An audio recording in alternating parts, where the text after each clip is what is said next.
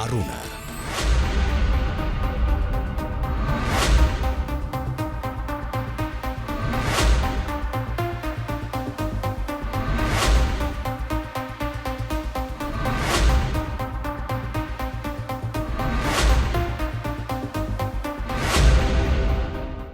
අයිබෝවන් වනක්කම් ගුඩ් මෝනිින් අස්සලාම වලේකෝම් සුබදෑසනක් දෙර නරුණු සමගද ඔබ සජීවීව සම්බන්ධ වෙන්නේ.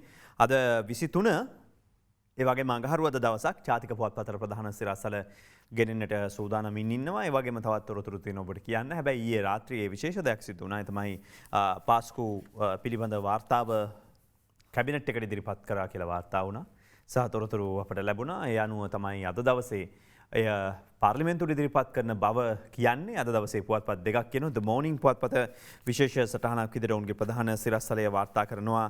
අද සිලෝන් ටුඩේ ද මෝර්නිං පුවත්පත ඒ වගේම ඉංග්‍රීසි පුවත්පත් වලින් වාර්තා කරන්නේ ද මෝර්නිං පුවත්පත විතරයි. මේ කරුණ පුවත්පත වාර්තා කරන එක තාම ඊස්ටර් රිපෝට් ටු පාර්ලිමේන්ට් ටුඩේ ප්‍රශ්නාර්ථයක් සහිතව තමයි වාර්තා කරන්නේ. presented to cabinet yesterday ප්‍රධාන සිරස්තලයේ නෝන්ගේ පාස්කු වාර්තාව අද පාර්ලිමේන්තුවට ඉදිරිපත් වේවි කියලා කියනවා. කැබිනට් මණ්ඩලය ඊයේ තීරණය කළ තියෙනවා. යනුව පාස්කු ප්‍රහාරය සම්බන්ධයෙන් විමර්ශනය කළ ජනාධිපති කොමිෂන් සභාව වාර්තාව පාර්ලිමේන්තුවේට අද ඉදිරිපත් කරන්නට ජනාධිපති ගෝඨාභය රාජපක්ෂ මහත්මයාගේ ප්‍රධානත්වයෙන් රැස් වෙච්ච ඇමති මණ්ඩලයේ ඊ රාත්‍රියේ තීරණය කර ඇති බව. ඒ අනුව මේ වාර්තාව පාර්ලිමේන්තුවට ඉදිරිපත් කරන ලෙසට කාදිනල් හිමිපාණන් ඇතුළු විවිධ පාර්ශ්ව බලපෑම් කළා. වාර්තාව ජනාධිපතිවරයා විසින් ඇමති මණ්ඩලයට ඉදිරිපත් කළා තියෙනවා. මේ අනුව තමයි ජනාධිපති කොමිෂන් සභාවේ වාර්තාව තවදුරටත් අධ්‍යයනය කිරීම සඳහා පත් කළ ඇමති කමිටුව ඊයේ පස්වරුව රැස් වෙන්නේ. මේ අධ්‍යයන කමිටුව වාර්තාව මාර්තු 15 වන දින ලබා දෙන ලෙස ජනාධිපතිවරයාට දැනුම් දී තිබෙනවා. මේ කාලයට ප්‍රථම කමිටු වාර්තාව ලබා දීමට මෙහිදී තීන්දුව කරලා තියෙනවා. මේක තමයි ඉරිදා ප්‍රහාරය පිළිබඳ ජනාධිපති පරීක්ෂණ කොමිෂන් සභාව වාර්තාව අධ්‍යයනය කිරීමේ සය පුද්ගල කමිටුවේ සමාජිකයන් තෝරා ගන්න ඔවුන්ගේ දේශපාලන පරිණතභාවය පළපුරුද්ද විවිධ ශේෂ්ත්‍රවල ඉහළ දැනුම් වැනි සාධක සැලකිල්ලට ගෙන කියලා සඳහන් කළේ. කෙසේ වෙතත් මේකේ වැදගත්ම කාරණය තමයි මේක ඉදිරිපත් කරනවා කියන එක. අද අරුණ පුවත්පත වාර්තා කරන්නේ ප්‍රධාන සිරස්තලයේ විදිහට මේ කතාව යනුව අද පාර්ලිමේන්තුවට එය ඉදිරිපත් කිරීමට බලාපොරොත්තු වන බව සඳහන් දක්වලා තියෙනවා. විශේෂයෙන්ම කාදිනල්තුමා මේ සම්බන්ධයෙන් දැඩි විරෝධයක් මතු කළා පහුගිය දවසක කටුවපිටියේ පැවතිච්ච විරෝධතාවයේ සිට. ඒ අනුව තමයි O level පාස් නැති මිනිස්සුද මේ වාර්තාව හදන්නට ඕන කියලා ඉවර වෙලා එහිදී ඇහුවා. කෙසේ වෙතත් වාර්තාව සැකසීමේ කටයුතු සහ ඒ වාර්තාවේ අන්තර්ගතයේ කිසිදු ආකාරයක වෙනසක් සිදු කිරීමට මේ පත් කළ කමිටුවට හැකියාවක් නැහැ කියන එක තමයි සඳහන් කරලා තියෙන්නේ. ඉතින් ඇත්තටම මේක විහිළුවක් බවට පත් වෙමින් තිබිච්ච මොහොතක්. රජය කියනෝ නෑ මේක ඊයේ ඉදිරිපත් කරලා තිනවා කියලා. මං හිතන්නේ අද රාත්‍රී 6:55 ප්‍රවෘත්ති විකාශය අපිට මේ වාර්තාවේ අන්තර්ගතයන් පිළිබඳව තරමක් දුරට කතා කරන්න පුළුවන් වේවි. වාර්තාවේ නිල නොලත් විදිහට ඇතම් කරුණු පිළිබඳව යම් දේ පිළිබඳව මා ඇතුළු අප මං හිතනවා ප්‍රවෘත්ති අංශ පවා දැනුවත් වෙලා තියෙනවා කියලා.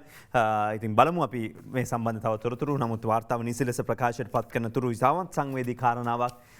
සමහර දේවල් ප්‍රකාශයට පත් නොකිරීම තමයි සිදු වී යුත්තේ. පාස්කු ප්‍රහාරයේ චූදිතයන්ට නඩු පැවරීම විභාග කිරීමට සම්මත යුක්තිය පසදලීමට යුක්තිය පසදරීම අනුව සිද්ධ වෙනවා. ජනාධිපති මාධ්‍යාංශය ඊයේ දවසේ නිවේදනයක් නිකුත් කරමින් සඳහන් කර සිටියා.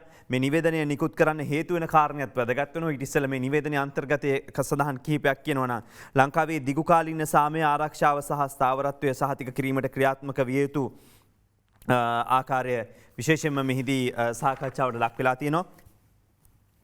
ඒ අනුව පාස්කු ප්‍රහාරය පිළිබඳ ජනාධිපති පරීක්ෂණ කොමිෂන් සභාව වාර්තාව අධ්‍යයනය පිණිස ජනාධිපති ගෝඨාභය රාජපක්ෂ මහතා පත් කළ සය පුද්ගල කමිටුවේ පුළුල් කාර්යභාරයක් පැවරලා තියෙනවා කියලා කියන්නේ. මේවන් මහා පරිමාණ ජාතික ව්‍යසනයක් නැවත ඇතිවීම වළක්වාලීම සඳහා ජනාධිපති පරීක්ෂණ කොමිෂන් සභාව නිර්දේශ කර ඇති පරිදි පාර්ලිමේන්තුව, අධිකරණය, නීතිපති දෙපාර්තමේන්තුව, ආරක්ෂක හමුදා, රාජ්‍ය බුද්ධ්‍යාංශ ප්‍රමුඛ විවිධ ආයතන සහ බලධාරීන් ගත යුතු පියවර ඇතුළු සමස්ත ක්‍රියාදාමය හඳුනා ගැනීම සහ නිර්දේශ ක්‍රියාත්මක කිරීම ප්‍රධාන කොට ගන්නවා. ඒ අනුව මේ නිර්දේශ සාර්ථකව ක්‍රියාත්මක කිරීමට තනි ආයතනයකට හැකියාවක් නැහැ. ඒ හින්දා තමයි මේ සම්බන්ධයෙන් වැඩි අවධානයක් යොමු වෙන්නේ කියලා පුවත්පතේ වැඩිදුරටත් සඳහන් කරලා තියෙනවා. මේ මැති සභයට ඉදිරිපත් කරන්න ඊයේ කැබිනට් ලේකම්වරයාට මේ එකම උපදෙස් ලැබුණත් එක්ක කොමිෂන් සභා වාර්තාවේ සිංහල හා ඉංග්‍රීසි පිටපත් කැබිනට් අනුමැතිය සඳහා ඉදිරිපත් කර තිබුණ බව තමයි කියන්නේ.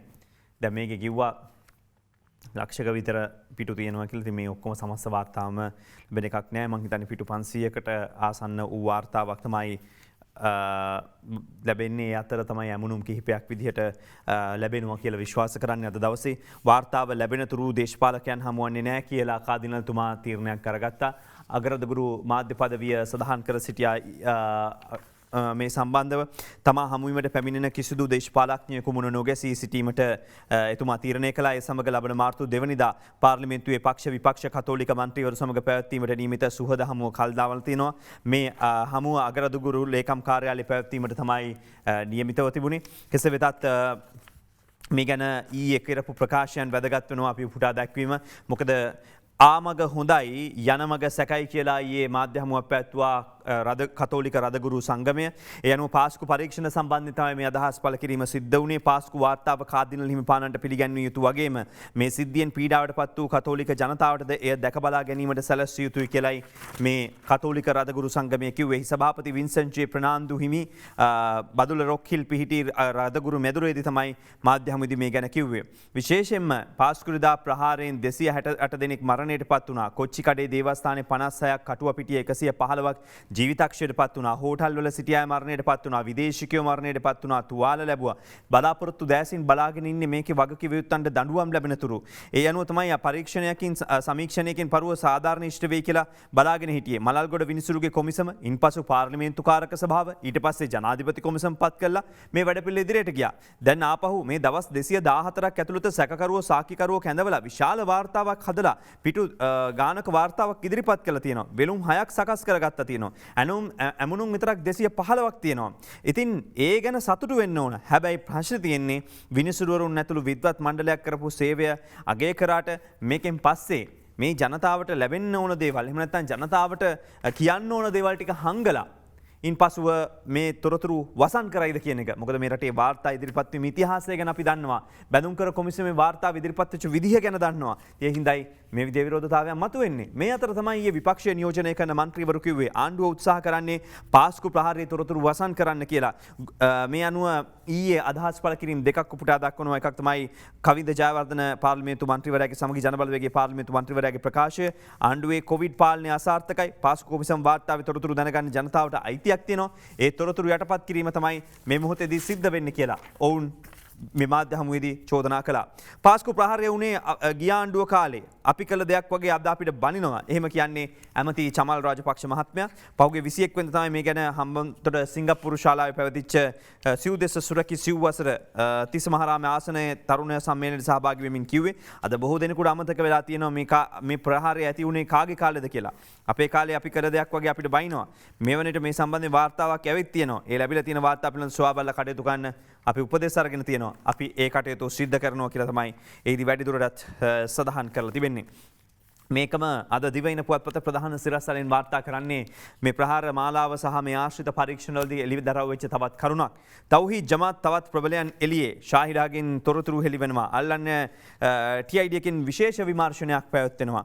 ඒ අනුව ත්‍රස්ත විමර්ශන කොට්ටාශය පුළුල් විමර්ශනයක් ආරම්භ කරන්නේ මරාගෙන මැරෙන ප්‍රහාර සඳහා ප්‍රතිඥා ලබා දීම සම්බන්ධයෙන් චෝදනා ලැබ සිටින තෞහීද් ජමාත් ත්‍රස්ත සංවිධානයේ ප්‍රබල සමාජිකාවක බව කියන ඉබ්‍රාහිම් ශාහිදා නැමැති තරුණියගෙන් ලැබිච්ච තොරතුරුත් එක්ක මේ තරුණිය රඳවා ගැනීමේ නියෝග මත රඳවගෙන ත්‍රස්ත විමර්ශන ඒකකයාගෙන් දීර්ඝ ලෙස ප්‍රශ්න කරනවා.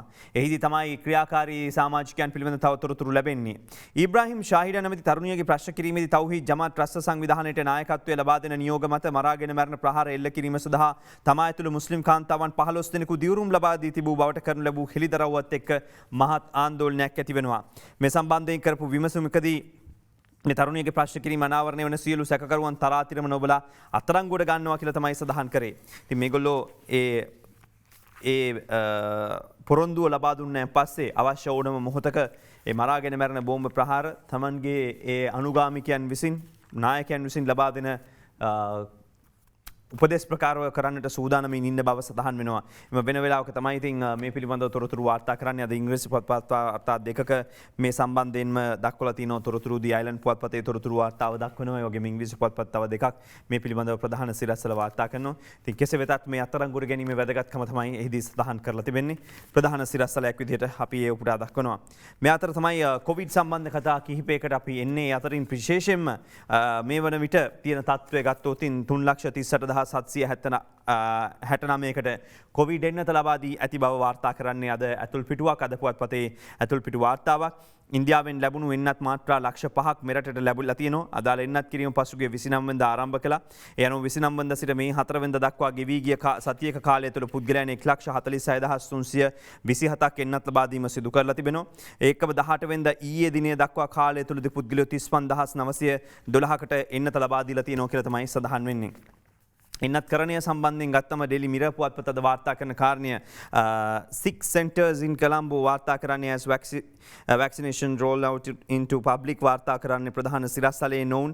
ඒ අනුව අද PD සිරිසේන ග්‍රවුන්ඩ් එකේ කොළඹ 10, කැම්බෙල් පාක් එකේ කොළඹ 8, පබ්ලික් ලයිබ්‍රරි එකේ කොළඹ 7, ටොරින්ටන් ෆ්ලැට්ස් වල කොළඹ 5, ඇන්ඩර්සන් ෆ්ලැට්ස් වල කොළඹ 5, MOH ඔෆිස් එකේ වැල්ලවත්තේ, ඒ වගේම කාකදූපතේ කොළඹ 15, බණ්ඩාරනායක මාවත කොළඹ 12 මේ කටයුතු අද දවසේ සිද්ධ වෙනවා. ඒ ස්ථාන නම් කරලම අද ඩේලි මිරර් පුවත්පත ප්‍රධාන සිරස්තලයේ විදිහට වාර්තා කරනවා. මේ හැබැයි මේ ප්‍රශ්නේ තියන්නේ දැන් මේ දෙනමයි කිව්වම බැලුවොත් නැත්නම් කියන කතා සහ විවිධ අය විශේෂයෙන්ම පෝලිම් පැනලා යනවා, ඉන්න පැත්ත හොයා ගන්නවා, තවත් අය යනවා. කිසි දැනුම් දීමක් නැහැ. ඉතින් ගිහිල්ල ඉවරලා මම නම් අරහෙට ගිහිල්ලා ගහගත්තා කියලා කියනවා. හැබැයි එන්නත් කරණය සම්බන්ධයෙන් විශේෂ වැඩපිළිවෙලක් නිර්මාණය කළා. ඒ අනුව තමයි ලෝක සෞඛ්‍ය සංවිධානයෙන් එන්නත් ලබා දීම සිද්ධ වුණේ. ලෝකේ දැන් අනෙක් රටක ගත්තන් පස්සේ මේ එන්නත ලබා දීමට ඊ අපේ රටයි වෙන රටකුයි තත්ත්වය ගත්තන් පස්සේ ඉතින් අපි අපේ වගේ රටක ඉඳලා මේ රටවල් එක සංසන්දනය කිරීම වැරදි කියලා කියන්න පුළුවන්. නමුත් ඔන්ලයින් රෙජිස්ටර් වෙන්න ඕන. ඊට පස්සේ දවස දෙනවා, වෙලාව දෙනවා. ඉන් පස්සේ තමයි එන්නත ලබා ගන්න පුළුවන් වෙන්නේ. එතකොට එනකොටම print out එක අරන් ගියාම අදාළ පුද්ගලයා දන්නවා මේ ස්ථානයේ එන්නත ලබා ගන්න කොහොමද, එන්නත ලබා දෙන්නේ කවුද, මේ ඔක්කොම විස්තරේ තියෙනවා. දැන් අපේ එහෙම එකක් නැහැ. අපේ උදේ අද එන්නත දෙනවා කිව්වන් පස්සේ එක දිගට පොලිමේ ගොඩ ගැහිලා විශාල පිරිසක් ඇවිල්ලා. එන්නේ Tamanගේ ග්‍රාම සේවක බල ප්‍රදේශයේ ඉන්න අය විතරද? ඡන්දහිමි නාම ලේඛනයේ ඉන්න අය විතරද? ප්‍රශ්නයක්. ඉතින් එන්නත ලබා ගන්න පොලිමේ තවත් අය ඉන්නව දැක්කම මේ අවස්ථාවේදී ඉතින් අදාළ මහත් මිනුත් කාර්යබහුලත්වයත් එක්ක මේ ඔක්කොම බලන්න බෑ. අවශ්‍ය එන්නත් ලබා දෙනවා. හැබැයි ප්‍රශ්නේ තියෙන්නේ එහෙම නෙවෙයි ලෝක සෞඛ්‍ය සංවිධානයටත් ඒ වගේම රටේ ජනතාවටත් කිව්වේ. ඉතින් මේ කියපු ක්‍රමයට නොවි වේදේවල් වෙනකොට ඒක ගැටලුවක්. විශේෂයෙන්ම දේශපාලඥයන්ට එන්නත ලබා දීමේ සිට 120කට වැඩි ප්‍රමාණයක එන්නත මේ අවභාවිතයක් සිදු වුණාද කියන ප්‍රශ්නය මතුවෙනවා. ඇතමුන් කොවිඩ් එන්නත බලෙන් ලබා ගන්න හදනවා කියලා මේ අතර විශේෂඥ වෛද්‍ය හේමන්ත හේරත් මහත්මයා ඊයේ මාධ්‍ය හමුවේ කිව්වා. විශේෂයෙන්ම සියලු දෙනාම Tamanගේ අවස්ථාව ලැබෙන තෙක් ඉවසිල්ලෙන් සිටිය යුතුයි. ඒක තමයි වැදගත් වෙන්නේ. ඇතැම් පුද්ගලයන් එන්නත් කරණය සිදු කරන මධ්‍යස්ථාන වලට ගිහිලා උන් සමගින පුද්ගලයන්ට එන්නත් ලබා දෙන්න කියලා බලපෑම් කරනවා. එන්නත් කරණය සිදු වන තෙක් මහ ජනතාව ඉතාමත් ආරක්ෂිත පියවර අනුගමනය කරමින් ඉන්න එක තමයි වැදගත් වන්නේ කියලා මෙහිදී සඳහන් කරනවා. හැබැයි ප්‍රශ්න කීපයක් මම මතු කරනවා. විශේෂයෙන්ම කොරෝනා එන්නත ගෙනීමට පෙර සැලසුම උනේ දේශපාලඥයන්ට එන්නත මේ ලබා දෙනවට වඩා ජනවාරි මාසේ 29 වෙනිදා එන්නත් ලබා දීම ආරම්භ වුණා. මේකත් එක්ක යම්කිසි ලේඛනයක් තිබ්බා. මේ ලේඛනයේ සෞඛ්‍ය ආරක්ෂක අංශ වලට එන්නත් ලබා දීමෙන් පස්සේ නියම තුනේ වයස අවුරුදු 60ට වැඩි සහ කොරෝනා ආසාදනය වීමට වැඩිම සම්භාවිතාවක් ඇති ජනතාවට මේක දෙනවා කියන එක. අවශ්‍ය තරම් එන්නත් ඔග නැතුව තිබියදී තමයි මහ ජනතාවට එන්නත් ලබා දීම ආරම්භ වෙන්නේ. මේකම තමයි දේශපාලඥයන්ට එන්නත් ලබා දීම මැද්දෙන් පැනලා සිද්ධ වෙන්නේ. ඉතින් මේ අතර තමයි මාස 3 ඇතුළත ආම වශයෙන් තවත් එන්නත් ලක්ෂ 5ක්වත් අපිට ලැබෙන්නට ඕන. දෙවෙනි එන්නත් ඔගයක් ලැබෙන දිනය සම්බන්ධයෙන් නිශ්චිතවම තම කියන්නේ කතා කිව්වට පුවත්පත්වල වුණත්. ඉතින් සාමාන්‍යයෙන් මුලින්ම කිව්වේ මේ පළමු මාත්‍රාව ලබා දීලා ඊළඟ මාත්‍රාව දින 28කින් ගන්න ඕන කියලා. මේ සැලසුම හරියට ක්‍රියාත්මක වුණා නම් මේ මාත්‍රාව ලබා දීමට නියමිත දිනය වන්නේ මාර්තු මාසේ පළවෙනි සතියෙන් පස්සේ. ඉතින් ප්‍රශ්නගත තත්ත්වයන් කීපයක් තියෙනවා. මේකේ විශේෂයෙන්ම ප්‍රමුඛතාව දෙන්නේ වයස අවුරුදු 60ට වැඩි අයට කිව්වත් ඇතැම් තැනක එන්නත නොලැබෙන්නෙම මේ වයසේ ඉන්න කට්ටියට. ඔබ දන්නවා ඉතින් ඊට පස්සේ මේ හදිස්සියේ මැද්ද ගන්නවා 60 30 60 අතර වැඩ කරන අයට මේ එන්නත ලබා දිය යුතුයි. ඒ අය තමයි බස් එකේ යන්නේ, හැමතැනම යන්නේ. එහෙම වුණොත් ව්‍යාප්තිය වළක්ව ගන්න පුළුවන් කියලා තීරණයක් අරගන්නවා. හැබැයි ඉතින් 60ට වැඩි කට්ටියට එන්නත ලබා දුන්නොත් මරණ ප්‍රමාණය අඩු කරගන්න පුළුවන් කියලා මතක් කරන්න වෙනවා. ඉතින් 80%කට වැඩි ප්‍රමාණයක් අවුරුදු 50ට වැඩි අය තමයි කොවිඩ් හින්දා මිය ගිහිලා තියෙන්නේ. ඉතින් ඒ තීරණය ගන්න ඕන රජය මරණ අඩු කරගන්නවද? එහෙම නැත්නම් ව්‍යාප්තිය පාලනය කරනවද කියලා. මේ අතර තමයි එන්නත සම්බන්ධයෙන් බොහෝ පාර්ශවවල ඉල්ලීම් වෙන්නේ. පාසල් ගුරුවරුන්ටත් කොරෝනා එන්නත ඉල්ලන්නේ. අද දිවෙන පුවත්පතේ ප්‍රධාන සිරස්තලයක් විදිහට මේක දැන් කාලයක් තිස්සේ ඉල්ලීමක් කළා. විභාග කොමසාරි ජෙනරාල් සනත් පූජිත මහත්මයා සෞඛ්‍ය අධ්‍යක්ෂ ජෙනරාල්වරයාගෙන් කරන ඉල්ලීම විශේෂයෙන්ම පාසල් ගුරුවරුන් සඳහා කොරෝනා මර්ධන එන්නත ලබා දෙන ලෙස තමයි මේ ඉල්ලීම සිද්ධ වෙන්නේ. මේ අතරේ මේ එන්නත් ලබාදීමේ වැඩපිළිවෙල සම්බන්ධයෙන් ප්‍රශ්න කීපයක් මතුවෙනවා. එකක් තමයි ලිපි හුටපටයක් චීන ඉන්දිය රුසියානු එන්නක් තව පමා වෙනවා කියලා තමයි දැනට තියෙන තත්ත්වයන් වාර්තා කරන්නේ.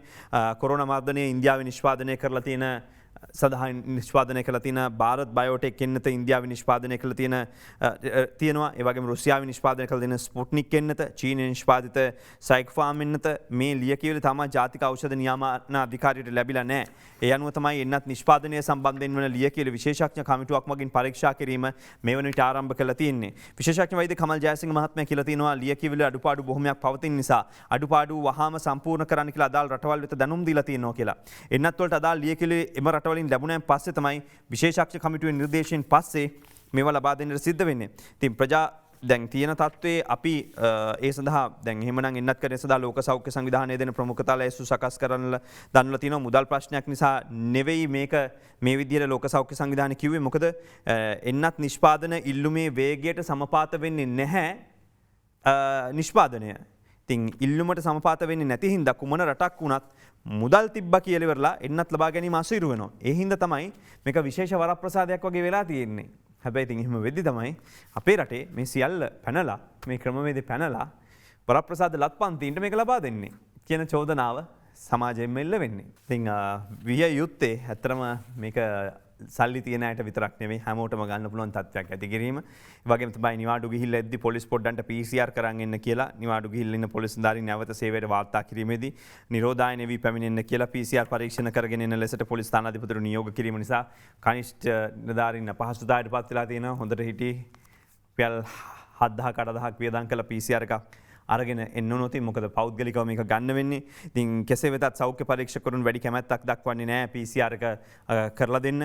ඒක යම් කිසි නිලධාරියෙකුට පිටපළාතකට නිවාඩු ගොස් අවදානම් කලාපවල ඉඳලා සේවයට එන අයට දින 7ක් වෙනම තැනක නිරෝධායන වෙන්න කියලා ස්ථානාධිපතිවරුන්ට කියලා තියෙනවා. ඉතින් ඒ වගේම තමයි නිරෝධායනයට යොමු කිරීම සහ අවශ්‍ය නම් PCR ඇන්ටිජන් පරීක්ෂාන් යොමු කිරීමට පොලිස් ස්ථානාධිපතිවරුන්ට පූර්ණ බලතල දීලා තියෙන්නේ. කෙසේ වෙතත් විශේෂයෙන්ම බස්නාහිර පළාත වැනි කොවිඩ් ව්‍යාප්තියක් සිදුවන ප්‍රදේශවල මෙවැනි ස්වයං නිරෝධායනයට යොමු කරද අනෙක් ප්‍රදේශ සම්බන්ධව ස්ථානාධිපතිවරුන්ට තීරණයක් ගත නොහැකි තත්ත්වයක් පත් වෙලා තියෙනවා. කොවිඩ් එක්ක ඇති වෙන තත්ත්වයන් කොවිඩ් ව්‍යාප්ත වෙනවා. ඒකත් එක්ක එන කට්ටියට මොකද කරන්නේ? තියා ගන්නවද? යවනවද? දැන් ආපහු ඇවිල්ලා දවස් 7ක් ඉන්න කියලා වැඩ අරගෙන ආපහු දවස් කීපයක් ආයෙ යවනවා. ඊට පස්සේ ආයෙ එනකොට ඉතින් වැඩි කාලයක් එහෙම වුණොත් නිරෝධායනේ. ඉතින් ගැටලු මතුවෙන ආකාරය තමයි මේ පුවත්පත්වල වාර්තා කරලා තියෙන කොවිඩ් හින්දා ඇති වෙන තත්ත්වයන්. අපි ඒ එක්කම එනවාද දේශපාලන කතා කිහිපයකට විශේෂයෙන්ම මේ සහල් සම්බන්ධයෙන් ඇතුළත් තිබෙන තත්ත්වය. අද වාර්තා කරන්නේ සහල් මාපියාවේ 6 දෙනාට 5-6 දෙනාට මෙදා සෙල්ලම් බෑ කියලා කෘෂි අමාත්‍යවරයා ප්‍රකාශ කරනවා. ඉතින් කෘෂි අමාත්‍ය මහින්දානන්ද අලුත්ගමගේ මහතා ප්‍රකාශ කරන්නේ සහල් මාපියාවේ නිරත සිව් දෙනෙකුට වී ගොවියාගේ වී අස්වනු මිලදීගෙන කන්නේකදී රුපියල් බිලියන 50-100ක් අතර මුදලක් අසාධාරණ ලෙස ලාභ ලබන්න අවස්ථාවක් දෙන්නේ නැහැ. වීමෝල් වසා දැමුවත් මේ වසරේ කිසි ලෙසකින්වත් සහල් මිල වැඩි කිරීමට අවස්ථාව ලබා දෙන්නේ නැහැ කියලා අමාත්‍යවරයා කියනවා. කෘතිම සහල් හිඟයක් ඇති කිරීමට උත්සාහ දරුවොත් රජයේ වී සංචිත වලින් සහල් නිෂ්පාදනය කළ සතොස්ස සමූපකාර සමිති මගින් කිලෝවක් රුපියල් 94කට සම්බා කිලෝ 99කට බෙදා හරිනවා කියලා තමයි සඳහන් කරේ. විශේෂයෙන්ම ඔබ දන්නවා මේ වන විට රුපියල් 50 සහතික මිලට වී ගනිද්දී ඒ අය ගිහින් 54ට ගන්නවා. මේ මාපියාව නිරතව සිටින අය කරන්නේ වී නිෂ්පාදනයේ 75ක් 80ක් මිලට ගන්න එක. අන්තිම 105ක් නැත්නම් 10ක් රුපියල් 65කට මිලදී ගන්නවා. ඊට පස්සේ ආණ්ඩුවට බල කරනවා සහල් නිෂ්පාදනයට වැඩි මුදලක් වැය වෙනවා. ඒ නිසා කිලෝ එක 125ට දෙන්න ඕන කියලා. එහෙම කරලා රුපියල් බිලියන ගන්නක වංචාවක් ඇති කරනවා. ඉතින් මේක තමයි මේ සිද්ධ වෙන්නේ. ඉතින් මේ වෙලාවේ කොහොම නමුත් රජයන් මාරු වෙනවා. ඒ මාරු වෙන අවස්ථාවන් වලදී ඒ වගේ ඇමතිවරුන් සහ ඉන්න බලධාරීන්ගේ බලපෑම මත ඒ වගේම තියෙන ඡන්දවලට මුහුණ දීම, ඒ වගේම ආර්ථික අපහසුතා, රටේ භාණ්ඩ මිල ඉහළ යාම මේ හැම දෙයකටම මුහුණ දීමත් එක්ක මේ මෝල් හිමියන්ට කේවල් කිරීමේ බලය ලැබෙනවා. හැබැයි දැන් මේ කේවල් කිරීමේ බලය නැති කරන්න මේ පාර අවස්ථාවක් ලැබිලා තියෙනවා. ඒ තමයි රුපියල් 50ක මිලකට වෙනදට 30ට 35ට මේ අනාදී වශයෙන් විකිනෙච් එකට රුපියල් 50ක සහතික මිලක් රජය දෙනකොට පෞද්ගලික අංශයට වැඩිපුර ගන්න හැකියාවක් ලැබිලා තියෙනවා. ඒගොල්ලෝ 54 ප්‍රමාණයෙන් යනවා දැන්. සමහර තැන්වල කියන්නේ 65ට ගන්නවා කියලා. හැබැයි දැන් මේ වැඩපිළිවෙල හරහා තමයි රජයේ තරඟකාරීත්වය ඇති කිරීම හරහා තමයි ඒ අයට වැඩි මිලට ගන්න වෙලා තියෙන්නේ. ඔබ හදිස්සියවක්වත් මේ තරඟකාරීත්වය ඊළඟ කන්නේ නැති කරගත්තොත් ඒ අය ආවිලා ඔබෙන් ආපහු කුණු කොල්ලටම ගනි මේ ව්‍යාපාරිකයෝ ටික. ඉතින් ඒ හින්දා වී අලෙවි මණ්ඩලයේ හාල් මාෆියාව සමග ගැටෙන්න කැබිනට් අනුමැතිය ලැබිලා තියෙනවා. මම හිතන්නේ මේක ගැටෙනවද නැද්ද කියන තීරණය ඔබ ගොවියොත් වගකීමෙන් කටයුතු කළ යුතුයි.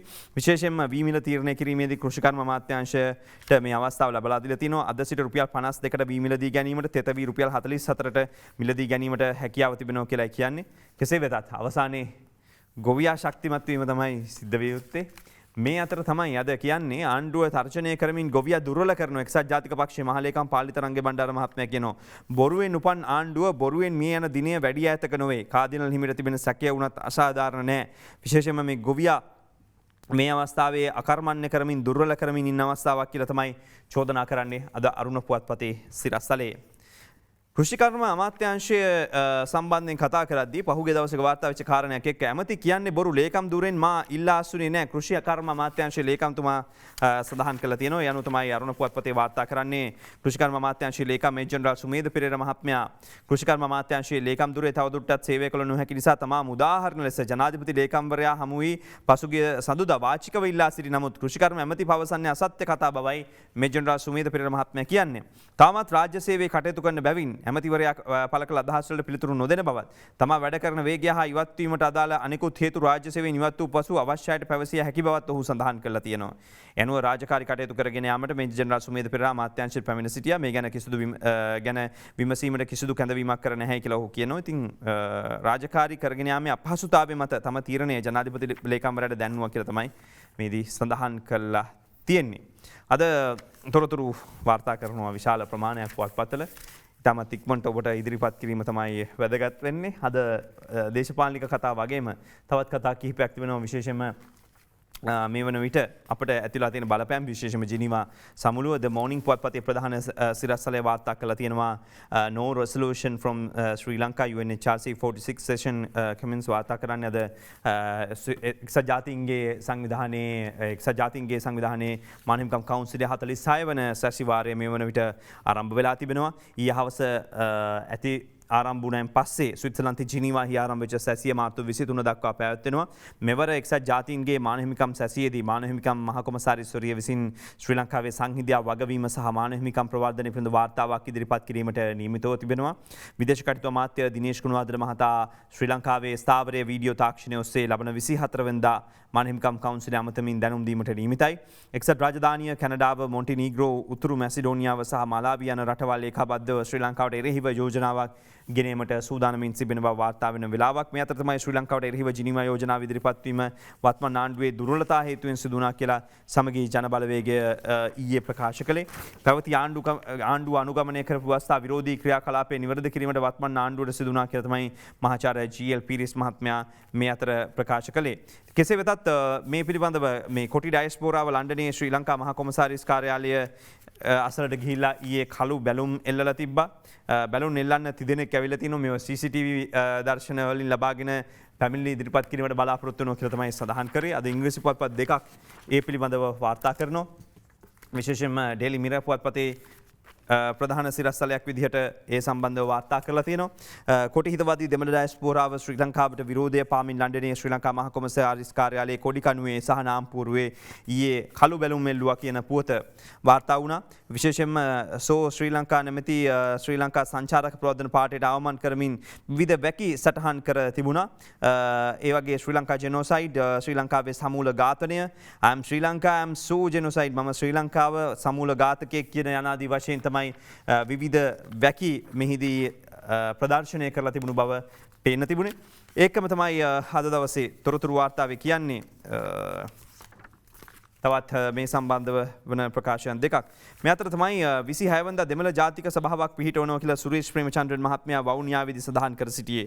EPRLF එක ඒ වගේම මෙහි සංවිධායක විදියට හිනායක විදියට සුරේෂ් ප්‍රේමචන්ද්‍රන් මහත්මයා කියනවා දෙමළ ජනතාවගේ අයිතිවාසිකම් සුරක්ෂිත කිරීම සඳහා මේ දෙමළ ජාතික සභාව ආගමික නායකයෝ දෙමළ දේශපාලඥයන් විද්වතුන්ගේ සමන්විතව පිහිටවනවා කියලා. මේ සාකච්ඡාව සඳහා දෙමළ දේශපාලන පක්ෂ 10ක නියෝජිතයින් පැමිණ සිටි බව අද වැඩිදුරටත් සඳහන් කරලා තියෙනවා.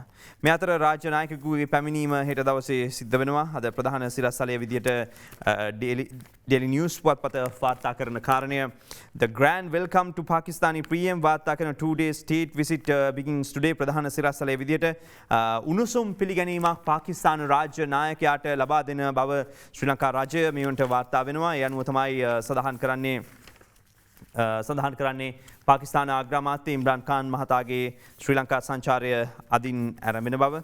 ඒ අනුව එහිදී ඔහුට විශේෂ ගෞරවයක් විදිහට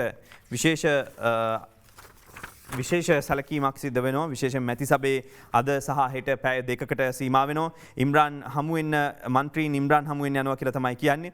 මැති සභේ කටයුතු අද සහ හෙට පැය දෙකකට සීමා වුණාන් පස්සේ දිවයිනට පැමිණෙන පාකිස්තාන අග්‍රාමාත්‍ය ඉම්රාන් ඛාන් මහතා පිළිගැනීමේ උත්සවය සඳහා මන්ත්‍රීවරුන්ට සහභාගී වීමට ඉඩ තියෙනවා. විශේෂයෙන්ම මැති සභේ කටයුතු මෙසේ සීමා කරන බව පාර්ලිමේන්තු නිලධාරියෙක් කියනවා. මේ අනුව මැති සභය අද මන්ත්‍රීවරුන්ගේ ප්‍රශ්න ඇසීමේ වාරයට පමණක් සීමා වෙනවා. උදෑසන 10 සිට දහවල් 12 දක්වා කල් තැබීමේ විවාදය පාර්ලිමේන්තුව හෙට පෙරවරු 10 සිට පෙරවරු 11:30 දක්වා පැවැත්වෙනවා. වාචික ප්‍රශ්න අහන්න පුළුවන්. හිටපු කතානායක විජමු ලොකු බණ්ඩාර මහත්මයාගේ අභාවය පිළිබඳ ශෝක ප්‍රකාශ යෝජනා පාර්ලිමේන්තුවට අනිද්දා ඉදිරිපත් කරනවා. කෙසේ නමුත් එදින පෙරවරුවේ පාර්ලිමේන්තුවේ මන්ත්‍රීවරුන්ගේ වාචික ප්‍රශ්න අහන්න කාලය වෙන් කිරීමක් සිදු වෙන්නේ නැහැ කියලා වැඩි දුරටත් සඳහන් කරලා තියෙනවා. අද 2021 මංගල සංචාරය විදිහට තමයි පාකිස්තාන අග්‍රාමාත්‍යවරයා ලංකාවට පැමිණීම සිද්ධ වෙන්නේ. ඒ අනුව අපේ අග්‍රාමාත්‍ය මහින්ද රාජපක්ෂ මහතා තමයි පිළිගැනීම සඳහා යාමට නියමිතව තිබෙන්නේ අග්‍රාමාත්‍යවරයාව පිළිගැනීමට. මේ වසරේ මෙරටට පැමිණෙන පළමු රාජ්‍ය නායකයා පාකිස්තාන අග්‍රාමාත්‍යවරයා. ඒ වගේම මේ පිළිගැනීම උත්සවයට කැබිනට් ඇමතුරුන් රැසක් යනවා කියලා සඳහන් කරනවා. අගමැතිවරුන් දෙපළ නිල සාකච්ඡා අර්ලේගහ මන්දිරයේදී අද පස්වරුවේ පවත්වනවා. පාකිස්තානු අගමැතිවරයා වෙනුවෙන් රාත්‍රී භෝජන සංග්‍රහයක් අර්ලේගහ මන්දිරයේ පැවැත්වෙනවා. මේ අතර තමයි ගෝඨාභය රාජපක්ෂ ජනාධිපතිතුමා අතර නිල සාකච්ඡා හෙට පෙරවරු 10:30ට ආරම්භ වෙන්නේ. වගේම විදේශ අමාත්‍ය දිනේෂ් ගුණවර්ධන මහතා මේ සාකච්ඡාවට එකතු වෙනවා. පාකිස්තාන අගමැතිවරයා වෙළඳ ආයෝජන සෞඛ්‍ය අධ්‍යාපන කෘෂිකාර්මික විද්‍යා සහ තාක්ෂණ ආරක්ෂාව සංචාරක ශේෂ්ත්‍රය විශේෂ අවධානයකට ලක් කරනවා කියලා වැඩි දුරටත් සඳහන් කරනවා. අගමැති මහින්ද රාජපක්ෂ මහත්මයාගේ ආරාධනයෙන් තමයි පාකිස්තාන අගමැතිවරයා ලංකාවට පැමිණෙන්නේ. ඉම්රාන් ඛාන් මහතා සමග විදේශ කටයුතු ඇමති මක්තුම් සා මෙහමුද් තුරේසි ලංකාවට පැමිණෙනවා කියලාද වැඩි දුරටත් සඳහන් කරලා තියෙනවා. යනුව හෙට පස්වරු 3ට පාකිස්තාන අග්‍රාමාත්‍ය ඉම්රාන් ඛාන් මහත්මයා යලි පාකිස්තානයේ බලා පිටත් යාමට නියමිතව තිබෙනවා. මේ අතර තමයි බේඩන් පාවල් සාමි සමරලා පැල ලක්ෂයක් රෝපණය කිරීමේ වැඩසටහනක් ආරම්භ වුණේ ඊයේ දවසේ. එනවා ලෝක බාලදක්ෂ ව්‍යාපාරයේ නිර්මාතෘවරයාගේ 164 වන ජන්මදිනය හා සමගාමීව පැල ලක්ෂයක් රෝපණය කිරීමේ ජාතික බාලදක්ෂ ක්‍රියාන්විතය ජනාධිපති ගෝඨාභය රාජපක්ෂ මහතාගේ ප්‍රධානත්වයෙන් කොළඹ කොටුව ජනාධිපති මන්දිර පරිශ්‍රයේ ඊයේ ආරම්භ කරා. මේ ඔබ දකින්න දිනමෙන පුවත්පතේ චාරුක වාර්තාව ප්‍රධාන සිරස්තලයක් විදිහට. අද ජාතික පුවත්පතල තොරතුරු විපක්ෂයේ විශේෂයෙන්ම චෝදනා ගණනාවක් එල්ල කර සිටින වත්මන් ආණ්ඩුවට ඒ සම්බන්ධ තොරතුරු අපි ඔබට ගෙනෙනවා මේ විරාමයෙන් අනතුරුව. දෙරණ අරුණ Sri Lanka's breakfast show. ඔයාලි දෙරණ අරුණ සමග එකතු වෙන්නේ. අපි සහල් මාෆියාව ගැන කතා කරමින් හිටියේ. හැබැයි මේ මාෆියාව ගැන අද ඊයේ නෙමෙයි අපි කතා කරන්නේ අවුරුදු ගාණක් තිස්සේ. කෙසේ වෙතත් ඊයේ කෘෂිකර්ම අමාත්‍යවරයාත් මේ මාෆියාව ගැන මේ විදිහට සඳහන් කළා. හාල් ලැටයක් අපි ගේන්නේ නැහැ. අපි හාල් අපනයනය කරන ඉලක්කයට අපි යන්න බලාපොරොත්තු වෙනවා මේ අවුරුද්ද. හෙක්ටයාර් එකකට වැඩිය වගා කරන ගොවීන්ගෙන් පොහොර සහන ආධාරය ලබා දෙන ගොවීන් අපිට වී කිලෝ 1000ක් රුපියල් 50ට ලබා දෙන්න එක නිල්ලීම කරේ. මේක මේ වීමෝල් හිමියන් විසින් ගොවියට වැරදි ලෙස අර්ථකථනය කරා මාධ්‍යට ඇවිත්. හෙක්ටයාර් එකට අඩු ගොවීන් තමයි 73. ඒතර හෙක්ටයාර් එකට වැඩි ගොවීන් ඉන්නේ 27යි. ඒතර අපි කිව්වේ මේ 27 කියන්නේ ගොවීන් 2,66,143. මේ 2,66,143ට අපිට කිව්වා ඔබ නිෂ්පාදනය කරන එකෙන් අපිට පොහොර සානාධාරය වෙනුවෙන් කිලෝ 1000ක් අපට ලබා දෙන්නේ කියලා කිව්වා. ඉතින් අපි මේක උත්සාහ කරාම මේකට වීමෝල් හිමියෝ බය වුණා. මොකද මේක හැමදාම මේ රටේ මේ මංකොල්ලේ සිද්ධ වෙනවා. මේකෙන් බිලියන ගණන් හොරකම් කරනවා. අපි කියනවා 50යි සාතික මිල. අපි 50ට වී ටික මිලදී ගන්න හදනවා. ඒතර වීමෝල් මහත්තුරුට මොකද කරන්නේ? 52ට නගනවා. ඒතර ගොවියෝ ගිහිල්ලා ඔක්කොම වී ටික ඒගොල්ලන්ට දෙනවා. ඒගොල්ලෝ ගොවියාගේ වී වලින් 80ක් 52ට ගන්න. අන්තිම වී 10% නැත්නම් 5 රුපියල් 65ට 70ට ගන්න. ඒක ආණ්ඩුවට ඇවිල්ලා කියනවා අපි වී මිලදී ගත්තේ රුපියල් 70ට 125ට හාල් විකුණන්න දෙන්නේ කියලා. මේක නවත්තන්න තමයි අපි මේ සංචිතය ගන්න තීන්දුව කරේ. ජනාධිපතිතුමා ගෝවා කිසි දෙයකට බය වෙන්න එපා. 50 සහතික මිල තියන්න. ඔබ වීමෝල් හිමියත් එක්ක තරඟකාරී මිලට යන්නයි කියලා. මම අද රෑ 12 ඉඳලා තෙත වී කිලෝ එක රුපියල් 44 ඉඳලා 46ට මම වැඩි කරනවා. නාඩු 50 ඉඳලා මම අද රෑ 12 ඉඳලා 52කට වැඩි කරනවා. මම සම්බා රුපියල් 52 ඉඳලා 54ට වැඩි කරනවා. වීමෝල් මහත්තුරු 55ට වී ගන්නවා නම් මමත් යනවා 55. වීමෝල් මහත්තුරු 60ට ගන්නවා නම් මමත් යනවා රුපියල් 60ට වී ටික ගන්න. අපි හාල් කිලෝ එක 94ට දෙනවා. අපිට වෙන පාඩුව රජය විසින් අපි දරනවා. ඒ නිසා හාල් මිල වැඩි කරන්න දෙන්නෙත් නැහැ. දැන් අපි මෝල් හිමිය මහත්තුරුන්ට අපි කියනවා පුළුවන් නම් මිල වැඩි කරන්න වී අලෙවි මණ්ඩලය ඇස්ති ඔබට තරගය දෙන්න කියලා. ඕනෙම ගොවියෙකුට වී අලෙවි මණ්ඩලයට පවතින මිලට වී දෙන්න පුළුවන්. ඒ මෝල් හිමියක් දෙන මිලටම අපිත් වෙලට ඇවිල්ලා හෙට උදේ ඉඳලා වීටික මිලදී ගන්න. ලක්ෂ 3ක් නෙවෙයි ලක්ෂ 6ක් අපි වී මිලදී ගන්න. පෞද්ගලිකංශය අපිට කුඩා වී මෝල් හිමියන්ගේ කබඩා තියෙනවා. දිසාපතිවරුන්ගේ කබඩා තියෙනවා. වී මෙට්‍රික් ටොන් 6ක සංචිතයක් අපි තියා ගන්නවා. කිසිම මෝල් හිමියෙකුට තමන්ට ඕන විතර වී මිල වැඩි කරන්න අපි දෙන්නේ නැහැ මේක. ඔවියට හොඳ මිලකට වී ටිකක් දෙනවා. පාරිභෝගිකයට සාධාරණ මිලට හාල් ටිකක් දෙනවා. නාඩු කිලෝ එක 97යි සම්බානු 9 රුපියල් 100ට එහා වී විකුණන්න බෑ. පළවෙනි වතාවට ඉතිහාසයේ ලොකුම සංචිතය ආණ්ඩුව ගන්නවා. ලබන අවුරුද්දේ ලංකාවේ ලොකුම මෝල් අපි පටන් ගන්නවා. විශේෂයෙන්ම කියන දෙයක් තමයි ලංකාවේ රාජ්‍යංශයට මේ මෝල් පටන් අරගෙන කරන්න බෑ. ඒ තාක්ෂණය නෑ. ඒ කියන ගුණාත්මක භාවය හාල් වලට දෙන්න බෑ කියන එක. ඒ වගේම ආපු විවිධ අමාත්‍යවරු, පාරිභෝගික අධිකාරිවරුන් ප්‍රධානීන් විවිධ අය උත්සාහ කළා මේ මාෆියාව වටන්න. නමුත් බැරි වුණා. ඉතින් ඇමතිතුමා කියනවා එතුමා කරනවා කියලා. එතුමා කරනවා නම් එතුමාට සුබ පැතුම්. අපි බලමු කොහොමද මේක සිද්ධ වෙන්නේ කියලා. ඉතින් විශේෂයෙන්ම දීවර අංශය ගත්තත්, කෘෂිකාර්මික අංශය ගත්තත් ලංකාවේ ඉන්න ශ්‍රමිකයන් ප්‍රමාණයත් එක්ක ගණන් හදලා බලනකොට ඉතා විශාල ප්‍රමාණයක්. ඉතින් ලංකාවේ වගා කරන්න පුළුවන් මුළු බිම් ප්‍රමාණයෙන් හෙක්ටාර 13 ලක්ෂයක් විතර ශ්‍රමිකයන් ගණනින් බෙදුවම 1.4ක් විතර වැටෙනවා. ඉතින් ලොකු පිරිසකට වැඩ කරන්න පුළුවන් ඉඩක් තියෙනවා. අපි බලන්නේ හැබැයි වගේ ප්‍රතිලාභ කොයි විදිහටද ලැබෙන්නේ කියලා. ප්‍රශ්න කීපයකට එනවා අද දවසේ මේ එක්කම රංජන් රාමනායක මහතාගේ මන්ත්‍රීකම සුරක්ෂිතයි. හැබැයි ජීවිතය විනිශ්චිතයි කියලා අද දවසේ ප්‍රධාන පුවත්පතක සිරස්සලයක් ගෙන එන්නේ.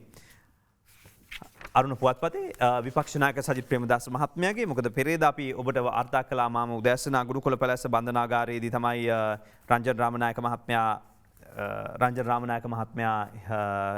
රැඳී සිටින්නේ. ඉතින් ඊයේ බන්ධනාගාරයට ගිහිලා සිරගතව සිටින රංජන් රාමනායක මහත්මයාගේ සුව දුක් විමසලා බලලා තියෙන විපක්ෂ නායකවරයා ජීවිතේ බරපතල අවදානමකට ලක්ව තිබෙනවා කියලා තමයි සඳහන් කරේ. පෙරේදා උදෑසන ඔබට මතකයි මම පුටා දැක්වුවා මේ සිරස්සලේ මවුරට පුවත්පත වාර්තා කළා. රංජන් රාමනායක මහත්මයාගේ සුව දුක් විමසන්න අඟුණුකොළ පැලැස්සට යන්නේ විපක්ෂය නියෝජනය කරන මන්ත්‍රීවරුන්ගෙන් අද වනකොට එකම එක අපේ දිලිප් පෙදාරච්චි මන්ත්‍රීතුමා විතරයි කියලා කිව්වත් එක්කම තමයි පහුගිය දවසක මම කියපු ඉඳන් නෙමෙයි නමුත් මේ වාර්තාවෙමත් එක්ක තමයි විපක්ෂ නායකතුමා ඊයේ ගිහිල්ලා බලලා තින්නේ රංජන් හොඳින් ඉන්නවද කියලා. මේ අතර තමයි මුස්ලිම් මන්ත්‍රීවරු පිරිසක් කොවිඩ් මృతදේහ වල දාන්න පාකිස්තාන අගමැතිගේ සහාය අපේක්ෂා කරනවා කියලා සඳහන් කරන්නේ. ශ්‍රී ලංකාවට පැමිණෙන පාකිස්තාන අග්‍රාමාත්‍ය ඉම්රාන් ખાන් මහත්මයා හමු වෙන අවස්ථාවක් ලබා දෙන ලෙසින් පාර්ලිමේන්තුව නියෝජනය කරන මුස්ලිම් මන්ත්‍රීවරුන් 15 දෙනෙකු ශ්‍රී ලංකාවේ පිහිටි පාකිස්තාන මහ කොමසාරිස් කාර්යාලයෙන් ලිඛිතව ඉල්ලීමක් කරලා තිබෙනවා. අද ඒ සම්බන්ධව වාර්තා කරන්නෙත් අද පුවත්පතේ සිරස්සලේ. මේ අතර අද පුවත්පත වාර්තා කරනවා ඉන්දියාවේ විරෝධයට චීන සමාගමෙන් පිළිතුරක් කියලා ප්‍රධාන සිරස්සලයක් ලෙසටයි අද පුවත්පත ගෙනෙන්නේ. උතුරේ දූපත් තුනක ක්‍රියාත්මක කිරීමට නියමිත විදුලි බල ව්‍යාපෘති 3 ක්‍රියාත්මක කෙරෙන්නේ විවෘත සහ විනිවිදභාවයෙන් බවත්. ඒ හරහා දෙවැනි පාර්ශවයකට ආරක්ෂා පිළිබඳ ගැටලුවක් ඇති නොවන බවත් චීනයේ සිනෝසෝර් සමාගම නිවේදනයක් නිකුත් කරනවා. ජාත්‍යන්තර ලන්සු තැබීමේ ක්‍රියාපටිපාටි වලට අනුව තමයි ආසියානු සංවර්ධන බැංකුව විසින් මේ ව්‍යාපෘතිය සඳහා අරමුදල් සපයන්නේ. ඔබ මේ සිදුවීම දන්නවා. මේ ව්‍යාපෘතිය ගැන බොහෝ කතාබහක් කනස්සල්ලක් ඉන්දියාව ඇති වෙලා තිබෙනවා කියලා සඳහන් වුණා අද දවසේ එම වාර්තාව අද පුවත්පතේ. අපි යනවා මේ අතර පූජ්‍යල්ලේ ගුණවංශ හිමියන්ගේ ප්‍රකාශයක් උපුටා දක්වන්න. 2021 පෙබරවාරි මාස 12 වෙනි දින ගරු අධිකරණ අමාත්‍යවරයා පාර්ලිමේන්තුවේදී කරන ලද ප්‍රකාශයක් පිළිබඳව මෙරටේ බුද්ධිමත් නායක ස්වාමීන් වහන්සේලා අතර සාකච්ඡාවට බඳුන් වෙමින් පවතිනවා. එතුමා විහාර දේවාලගම් පනතත් පුද්ගල නීතියක් හැටියට ඇතුළත් කරගෙන ඒ කතාව පැවැත්වා තිබෙනවා. පුද්ගල නීතියට අනුව කතෝලික පල්ලි, හින්දු ස්ථාන සහ මුස්ලිම් ස්ථාන පිළිබඳව පුද්ගල නීතිය යටතේ පරිපාලන කටයුතු පිළිබඳවත් සොයා බැලීමට නියමිතව තිබෙන්නේ. නමුත් විහාර දේවාලගම් පනත ආණ්ඩුක ව්‍යවස්ථාවේ 9 වෙනි වගන්තියේ නම් බුද්ධාගම සුරක්ෂිත කොට පෝෂණය කරන අතර ප්‍රමුඛ ස්ථානයේ පිරිනමන්නේ කියන වගන්තියත් එක්ක බද්ධ වුණු නීතියක්. ඒ නිසා මේ පිළිබඳව ගරු ජනාධිපතිතුමා දැඩි අවධානය යොමු කර මෙය පාර්ලිමේන්තුවේ හැන්සාඩ් වාර්තාවෙන් ඉදිරිපත් කළ යුතුයි. මොකද අනාගතයේදී රටක අධිකරණ ඇමතිවරයෙක් කරපු ප්‍රකාශයක් හැන්සාඩ් ගත වුණාට පස්සේ ඒක දිගින් දිගටම අපේ රටට අපේ ආගම දහමට විරුද්ධව ලියන කියන අය රාජ්‍ය නොවන සංවිධානවල අය මේවා පාවිච්චි කරන්න පුළුවන් එතුමා එදා මෙසේ කියා තිබෙනවා කියලා. ඒ නිසා තමයි අපිට බියස්සක් තියෙන්නේ. මොකද අපේ ධර්මයත් විකෘති කිරීමට දැන් කටයුතු කර තිබෙන අවස්ථාවේ බුද්ධාගම සුරක්ෂිත කොට පෝෂණය කරන අතර ප්‍රමුඛස්ථානය පිරිනමන්නේ කියන වගන්තිය පිළිබඳව ගැටලු පවතින අවස්ථාවේ මේ ඉතාම ප්‍රවේශමෙන් මේවා පිළිබඳව කතා කරන්න කියලා මේ රජයේ මැති ඇමතිවරුන්ටත් අපි කරුණාවෙන් ඉල්ලා සිටිනවා. මේ අතර තමයි පවතින අධ්‍යාපන ක්‍රමය සම්පූර්ණ වෙනස් කරනවා කියලා ආචාර්ය සුනිල් ජයන්ත නවරත්න මහත්මයා කියන්නේ. පොදු අධ්‍යාපනය දියුණු කිරීම සඳහා නායකත්වය දරන ශ්‍රී ලංකාවේ මූලික ආයතනය ජාතික අධ්‍යාපන ආයතනය ජනාධිපති ගෝඨාභය රාජපක්ෂ මහතාගේ සෞභාග්‍ය දැක්ම ප්‍රතිපත්ති ප්‍රකාශයේ සඳහන් සෞභාග්‍යමත් දේශය ගොඩනැගීමේ වැඩපිළිවෙල වෙනුවෙන් ඒ කටයුතු සිදු කරනවා කියලා ඔහු සඳහන් කරනවා. ඒ වගේම පූර්ණ වෙනසකට ලක් කරනවා කියලා ජාතික අධ්‍යාපන ආයතනයේ සඳහනේ එතුමා කියලා තියෙනවා.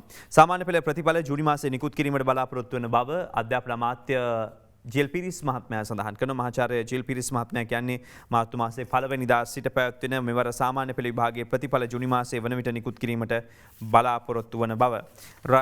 පූජ්‍ය අතුරුලියේ රතන හිමියන් පරිසර විප්ලවයක් ආරම්භ කර තිබෙන බව සඳහන් කරනවා. ග්ලයිෆොසේට් නැතුව තේ වගා කරන්න පුළුවන් ගස් සිටුවමින් මනුෂ්‍යත්වයේ ආධ්‍යාත්මීය විප්ලවයකට අපි සූදානම්.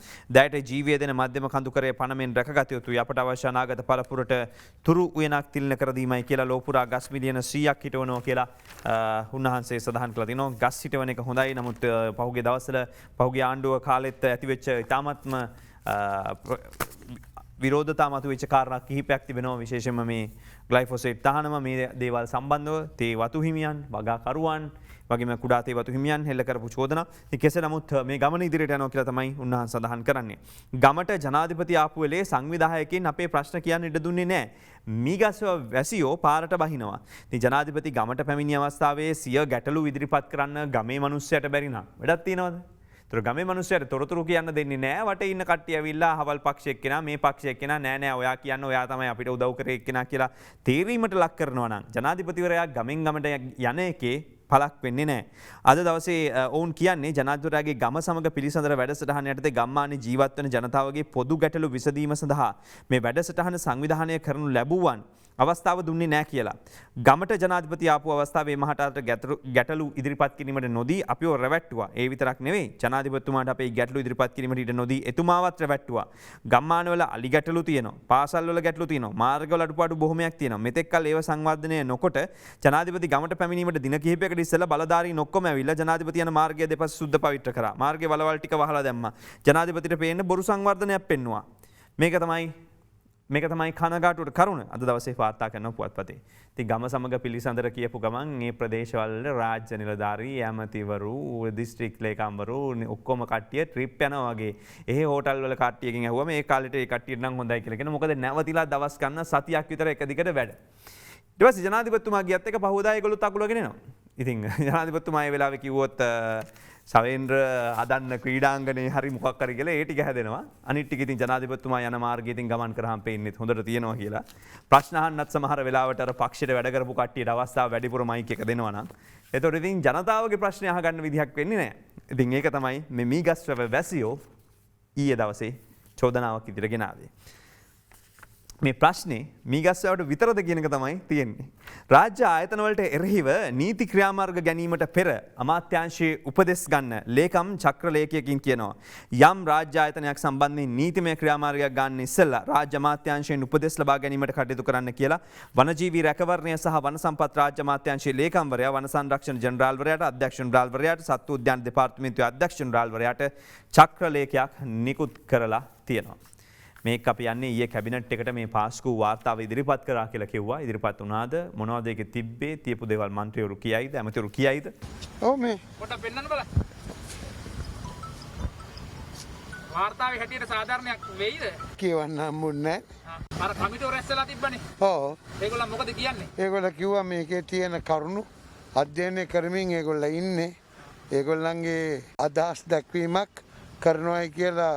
මොකද මේ කමිටුවට දැඩි විරෝධයක් එල්ල වෙනවා කාදිනතුමා ඇතුළු ජනතාවගේ. ජනාධිපතිතුමා පත් කරපු කමිටුවනේ. ඔව්.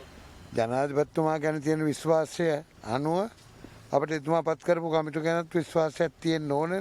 දැන් කාදිනතුමා කියන මේ කමිටුවේ ඕලෙවලුත් පාස් නැති අයත් ඉන්නවා. ඉතින් කොහොමද අපි විශ්වාස කරන්නේ කියලා? නෑ මේකේ මේ සාකච්ඡා කරන්නේ මේකේ තියෙනා වූ නෛතික කරුණු ගැනවත් එහෙම නැත්නම් මේකේ තියෙනා වූ අධ්‍යාත්මික කරුණු ගැනවත් නෙමෙයිනේ. මේකේ තිබෙනා වූ යම් යම් නිගමන මොනවද කියලා බලලා ඒ නිගමන ගැනයි කතා කරන්නේ. ඒ කතා කිරීමේදී එහෙම විභාග සමත්වීමක අවස්ථාවක් නැහැ. බුද්ධිය තමයි තියෙන්නේ. කියන්නේ ඉක්මනටම මේක පාර්ලිමේන්තුවට නෑ ඒක හෙට පාර්ලිමේන්තුවට මේක ඉදිරිපත් වෙන්න පුළුවන්. හෝ ඉදිරිපත් වෙන බව ප්‍රකාශ කරන්න පුළුවන්. මේක තාම තියෙන සිංහලෙන් හා ඉංග්‍රීසියෙන් පමණයි. සාධාරණයක් විශ්ට වෙයිනේ. සාධාරණයක් විය යුතුයි.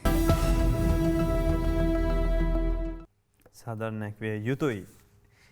දෙමළ ජනතාව සතුව දේශපාලන බලය තිබිය යුතුයි. දෙමළ ජනතාව සතුව දේශපාලන බලය තිබිය යුතු බව අද සඳහන් කරන්නේ ආර් සම්බන්ධන් මහත්මයා. දිනමින පුවත්පතේ වාර්තාවක් විදිහට එය ගෙනෙන්නේ. ඔවුන් දේශපාලනයේ නිරත වෙනවා. ඒ අනුව දේශපාලනය කරමින් ඉන්නවා. එහෙමනම් මොකක්ද මේ කියන දේශපාලන බලය යනු එතුමා කියන්නේ දෙමළ ජනතාවට නිසි ගෞරවයක් ඇතිව ජීවත් වීමට නම් සමානාත්මතාවයෙන් සහ නීති ආරක්ෂාව සහිතව ජීවත් වීමට අවශ්‍යයි. ඒ සඳහා උන් ගැතේ දේශපාලන බලය තිබිය යුතුයි. මේ රටේ දෙමළ ජනතාවගේ ස්වයං තීරණ අයිතියට ගරු කළ යුතුයි. දෙමළ ජනතාව ගෞරවයෙන් සමානාත්මතාවයෙන් නීතියේ සුරක්ෂිතභාවය සහිතව ජීවත් වීමට නම් දේශපාලනමය අයිතියක් ඔවුන් සතුව තිබිය යුතුයි කියලා කියනවා. නව ආණ්ඩුක්‍රම ව්‍යවස්ථාවට ඒ ඇතුළත් විය යුතුයි කියලායි එතුමා සඳහන් කරන්නේ.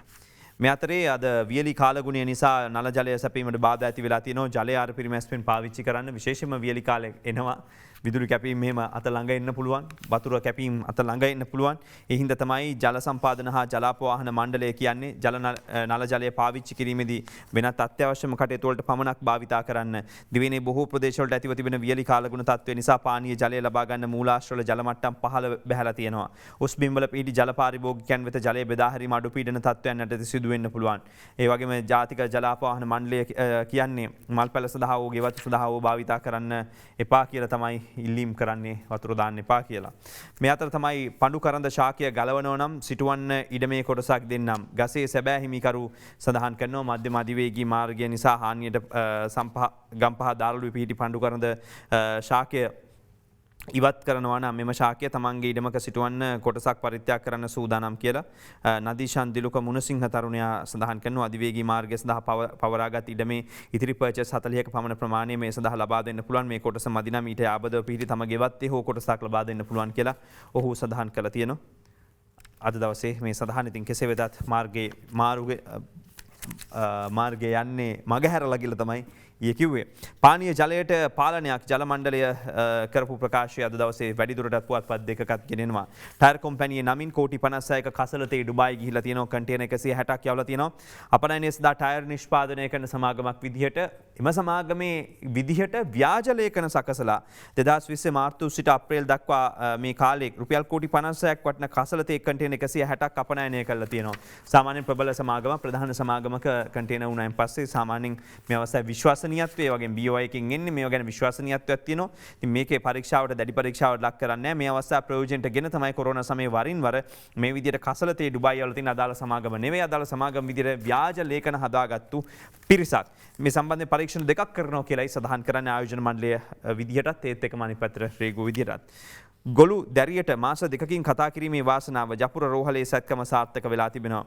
ඉතින් උපතින්ම දෙසවන නෑසෙන දැරියකගේ කන් දෙක එකම දිනකදී කර්ණශංක බද්ධ කිරීමේ සැත්කමකින් ලබා දීමට හැකියාව ලැබිලා තියෙනවා. මේ උගුර කන නාසය පිළිබඳ විශේෂඥ වෛද්‍ය සංජීවනී රූපසිංහ මහත්මිය මේ අවස්ථාව ලබා දුන්නේ. අපි ලෝකීය සහ ලෝකීය වැඩසටහන් තුලත් මේ සම්බන්ධයෙන් අවධානය යොමු කරන්න බලාපොරොත්තු වෙනවා. සාමාන්‍යයෙන් කර්ණ ශංක බද්ධ කිරීමේ සත්කමක් එක දිනකදී එක කර්ණයකට පමණක් කරනවා. මේ සත්කමේ ඇති විශේෂත්වය වන්නේ මේ දැරියගේ කන් දෙකම එකම දිනකදී සත්කමට භාජනය කිරීම. මේක ප්‍රථම අවස්ථාවට තමයි ද්විත්ව කර්ණ ශංක බද්ධ කිරීමේ හැකියාව සිද්ධ වුණා කියලා විශේෂඥ වෛද්‍ය සංජීවනී රූපසිංහ මහත්මිය සඳහන් කරන්නේ. මේ ගැන අද දවසේ දීර්ඝ සඳහනක් ලංකාදීප පුවත්පතේ වාර්තාවේ දක්වලා තියෙනවා. අතරම අපි එනවා සජිත් ප්‍රේමදාස විපක්ෂ නායකතුමාගේ ප්‍රකාශයකට මේ එන්නත් කරණය ගැන ඔහු මෙසේ සඳහන් කළා. සමාවෙන් රංජන් රාමනායක මහත්මයා පිළිබඳව මෙහෙම කිව්වා.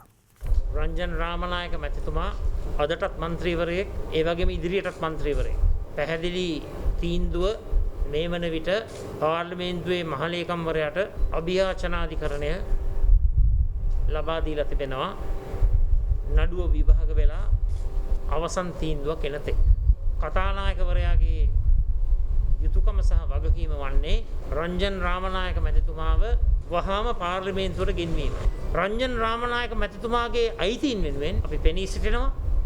මෙම ස්ථානයේ රංජන් රාමනායක මැතිතුමාව තියා ගැනීම එතුමාගේ ජීවිතයට තර්ජනයක්.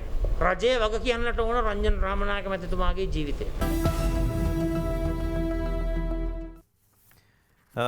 මේ එක්ක අප චාරුපවාර්තාවක් ද අයලන් පුවත්පතේ ගෙනෙනවා. පැනිබීම වෙනුවට නෙල්ලි කෝලා ජනගත කිරීමේ ආදර්ශය ලබා දුන් අවස්ථාව අමාත්‍ය විමල් වීරවංශ මහත්මයා අනාගත පරපුර කෝලා සංස්කෘතියෙන් නිදහස් කර ගැනීමට දේශීය නිෂ්පාදන ජනගත කිරීම ඉතා වැදගත්. අමාත්‍ය විමල් වීරවංශ මහත්මයා ප්‍රකාශ කළේ පානදුර මා ප්‍රොඩක්ට් පුද්ගලික සමාගම් විසින් නෙල්ලි කෝලා පානය ජනගත කිරීමේ උත්සවයේ ප්‍රධාන ආරාධිතයා විදියට එකතු වෙලා ගිය අවුරුද්දේ මේ සම්බන්ධයෙන් ඉල්ලීමක් කරලා තිබුණා දාලා සමාගම.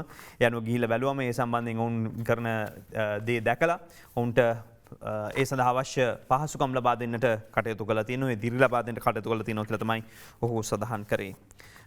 වේගපන්දු ක්‍රීඩක ලහිරුට කොවිඩ් වැළඳිලා තියෙනවා කියලා සඳහන් කරනවා. යන ඔහු කොදෙව් සංචාරයට එක්වීමට නියමිතව සිටි ක්‍රීඩකයෙක්. කොදෙව් සංචාරය සඳහා ශ්‍රී ලංකා කණ්ඩායම හෙට දිවයිනෙන් පිටත් යාමට නියමිතයි. නමුත් එයත් එක්ක ඔහුට එම අවස්ථාව හිමි වෙනවා. චමින්ද වාසිලාසුනෝ ඊයේ දවසේ බටහිර ඉන්දිය කොදෙව් සංචාරයට දාලා ශ්‍රී ලංකා ක්‍රිකට් කණ්ඩායමේ වේගපන්දු යැවීමේ පුහුණුකරු ලෙස පත් කළ හිටපු සුපිරි වේගපන්දු යවන ක්‍රීඩක වේගපන්දු පුහුණුකරු චමින්ද වාසෙම තනතුරින් ශ්‍රී ලංකා ක්‍රිකට් ආයතනය යටතේ ඔහු දරුවෝ සියලු තනතුරුන් නිලාස් වෙලා තියෙනවා. 2021 දින සහ ටෙස්ට් තරගාවලිය වෙනුවෙන් ශ්‍රී ලංකා කණ්ඩායම බටහිර ඉන්දිය කොදෙව් දේශීය බලා පිටත් යාමට පැය කිහිපයකට පෙර වාස්මේ තීරණය ගැනීම විශේෂත්වයක් වෙනවා. මම හිතන්නේ මෙහිදී සිදු කරන ගෙවීම් සම්බන්ධ ඇතිවෙච්ච කිසියම් මතභේදාත්මක තත්ත්වයක් හේතුවෙන් චමින්ද වාස් මහත්මයා මේ දැඩි තීරණය ගෙන තිබෙනවා කියලා තමයි සඳහන් කරන්නේ. විශේෂයෙන්ම වේගපන්දු පුහුණුකරු තනතුරේ කටයුතු කළ ඩේවිඩ් සක් මහත්මයා කිල්ලා ස්විමින් අනතුරුව තමයි මේ තනතුරට එතුමා පත් කළ තිබුණේ. අද දවසේ වාර්තා කරන පුවත්පතේ මේ විදිහට අපි විවාහ උත්සවවලට 50 සීමාවක් නැහැ. ඊයේ දවසේ දුරකථන මතුම් කීපයක් ඇවිල්ලි වෙලා කතා කරලා ඇහුවා කීයද 50ද 150ද 100ද කියලා කියන්න කියලා. මම කියන්න ඕනේ නැහැ. 150කට ඉන්න පුළුවන් යුද හමුදාපතිතුමා ඒ ගැන සඳහන් කරලා තියෙනවා. අද මව්බිම් පුවත්පතේ වාර්තාවේ මේ ගැන දක්වලා තියෙනවා. විවාහ මංගල උත්සව සඳහා සහභාගී කරගන්න පුළුවන් උපරිම පුද්ගලයන් සංඛ්‍යාව 50ක් කියලා කොහොක්වත් ගැසට් එකක් ගහලා නැහැ. ඉතින් මීට අදාළව දැඩි සමාජ කතිකාවතක් නිර්මාණලා තියෙන වෙලාවේ තමයි යුද හමුදාපතිතුමා ඒ ගැන සඳහන් කරලා තියෙන්නේ. 50 දක්වා අඩු කරන්න වෙයි කියලා කියන්න හේතුනේ 150 විදිහට ගිහිල්ලා වගේම හෝටලේ ස්ථාන කිහිපයක එකම හෝටලේ විශාල පිරිසක් රැස් වෙනවා. ඒ වගේම හෝල්ස් දෙක තුනක ඉන්න කට්ටිය 450ක් විතර රැස් වෙලා එකම සංഭാෂණයක් බවට පත් කළා. එළියේ හැමතැනම දුම්බැටි මාරු කරගෙන බීලා එකම මේසේ සතුටු සාමිච්චයේදීලා කන ගමන් හිනා වෙවි කතා කරලා මුවාවරණ මුහුත් නැතිව මේ තත්වයන් එක්ක ඉතින් 150 තත්ත්වය අඩු කරගන්න නැති වෙන්න ඔබට කටයුතු කරන්න පුළුවන්. එන මනාලිය මනාල මහත්මයා හැම දෙනාම එකට එකතු වෙලා තීන්දුව අරගෙන වගේම දැනුවත් කිරීම කරලා මේ වැඩසටහන ඉදිරියට ගෙන ගියා නම් විවාහ මංගලෝත්සවයේ අද මව්බිම ඇතුල් පිටුවක් කියනවා හැකියාවෙන් ජීවත් වූ අපි කිසිදු ආණ්ඩුවකට බරක් වුණේ නැහැ. නිසි මාර්ගෝපදේශ සකස් කළා අවහිරතා ඉවත් කරන්න. මේ ගැන ඊයේ නලින් පෙරේරා මහත්මයා සඳහන් කරා. මොකද නිසි මාර්ගෝපදේශ සැකසීමක් තාම මේ කලාකරුවෝ වෙනුවෙන් සිද්ධ වෙන්නේ නැහැ. නීති පැනවීමට ප්‍රශ්න ගැන සොයා බලන්නට ඕන. අනිල් වර්ණකුරු සූරිය මහත්මයා කිව්වා. දැන් රිම් එකත් ගෙවිලා යන්න වෙලා තියෙන චන්න විජේවර්ධන මහත්මයා කියනවා. සංගීත් විජේසූරිය මහත්මයා කියන්නේ වෙඩින් ටිකවත් කරගෙන යන්න ඉඩ දෙන්න අඩු ගන්න වෙඩින් එකවත් ඒගොල්ලන්ට ප්ලේ කරන්න පුළුවන්. චන්ද්‍ර වික්‍රමසිංහ මහත්මයා කියනවා මේ මාර්ගෝපදේශ සකස් කරේ නැත්නම් අපිට අනාගතයක් නැහැ කියලා. ඉතින් කලාකරුවෝ දැඩි අසීරුතාවයට පත් වෙලා ඉන්න මොහොතක් බස් එකේ 60 පටවගෙන යන්න පුළුවන් නම් කෝච්චි පෙට්ටිය විශාල ප්‍රමාණයක් ගෙනියන්න පුළුවන් නම් අනිත් හැමතැනම හැම උත්සවම තියෙනවා නම් දේශපාලඥයන්ගේ උත්සව ඇමතිවරුන්ගේ සාද පාර්ලිමේන්තු සාද ඔක්කොම ටිකක් තියාගන්න පුළුවන් නම් මේ කලාකරුවට විතරක් මේ අපරාධ කරන්න එපා කියලා එයාගේ ඉල්ලීම වුණේ. කෙටි විරාමකින් අනතුරුව අපි කාටුන් ගෙනෙන්න. Derana Aruna Sri Lanka's breakfast show. Cartoon බලන වෙලාවද MD විරත් චමෝත් පද්මශ්‍රී ගෙස්රී සමයන් මුලින්ම කිසිදාක සිදු නොවන අරුම පුදුම කතා අහන්න තියෙන්නේ දැන් ජනතාවත් පුදුම ආසාවකින් මේවා අහන්නේ. ඒ නිසා වෙන්නේ නැති වජිර අබේවර්ධන කියන්නේ රනිල් ජනාධිපතිනුත් ලංකාව ආසියාවේ බලවත්ම රට වෙනවා කියලා අද සමයන් මේ කියන්න බෑ යන විදියට නේද? හසන්ත විජේනායක හුරේරා. කොරෝනා ඉන්නත දෙන්නේ ප්‍රමුඛතා කණ්ඩායම් හඳුනාගෙන නෙමේ. ස්ට්‍රයික් කරනකොට ජනතා සෞඛ්‍ය ගැන ඔය අහවල් අමාරුව කොහෙද තිබ්බේ සර් කියලා GMO එකෙන් අහන්නේ අද හසන්ත විජේනායකගේ කාටුනේ. මේ අතරේ අද දෙරණ වෙබ් අඩවියේ කාටුනය මෙන්න සහල් මාෆියාව ගැන කියනකොට ඉතින් මතක් වෙන්නේ එක නමයි. ඔව් ඉතින් එතුමා සල්ලි දාලා මෙන්න කට්ටියව ගෙන්න ගන්නවා කියලා තමයි කියන්නේ. පොළොන් නරුවේ දාලා තියෙන්නේ මෙහෙම සල්ලි හල්ලා තියෙන්නේ කියලා පේන විදියට නම් සිරිසේන මහත්මයා වගේම තමයි ඉන්නේ. මේ අතරේ සහතික මිලට වී අරගෙන මහින්දානන්ද මහත්මයා මිටිය හැම දිගේ යන ගොවියගෙන් ඇදලා ගන්න හදනවා. වී ගොවියා සහල් මාපියාට යට හොත් සහතික මිලෙන් ඉවත් වීමට සිදුවනවා. ඒක නවත්තන්න ඕන. ඇමති කියන්නේ එහෙම. මෙමර්සිපාල වජිරාබේවර්ධන කියනවා රනිල් ලාවොත් ආසියාවේ බලවතා වෙන්නේ ලංකාවලු. අපරාධ පහුගේ ඡන්දෙ තිබුණ නැත්නම් දැන් ලංකාව ආසියාවේ බලවතා වෙලා තියෙනවා මේ අවස්ථාවේ. බලන්නකෝ ඉතින් මේ වෙලාවේ මේ අනිල් මහත්මයා නැතෝ ගෝඨාභය මහත්මයාවනේ. එම්.ඩී. විරත්න මර්සිපාල කාටෝනේ පස්සේ එම්.ඩී. විරත්න කාටෝ ජලය අපනයනය කිරීමට රජය අවධානය යොමු තිබෙනවා බන්දුල ගුණවර්ධන මහත්මයා කියනවා. කලෙත් තරම් ලිඳට ගියා නෙමෙයි දැන් කියන්නේ කලෙත් තරම් රට ගියා කියලා. හසන්ත විජේනායක කියන්නේ අද මේ පාකිස්තාන අගමැතිවරයා විදිහට එන්නේ පාකිස්තාන රූකඩයක් විතරයි කියලයි. පිටිපස්සෙන් එන්නේ ශිම්පින් මහත්මයා වගේ කියලා තමයි අද දවසේ කාටුනේ නම් කියන්නේ. මේ අතර ජපානයා චීනය දෙන්න ගැටෙනවා මේ නයි දෙන්න. ඒ හින්දා අද දවසේ ලංකාවට මේ මැද්දට වෙලා කටයුතු කරන්න සිද්ධ වෙලා තියෙනවා. ඉතින් ලෝක දේශපාලන බලතුලනය සම්බන්ධයෙන් මේ දවස්වල තින්නේ අපූරු දේවල් ටිකක් හොයලා බලනකොට පේන්න තියෙන්නේ. ඉතින් මේ අතර ජයරත්න වික්‍රමසිංහගේ Facebook කාටුනේ කියන්නේ වන්දුල ඇමතුමා සැර වෙලා.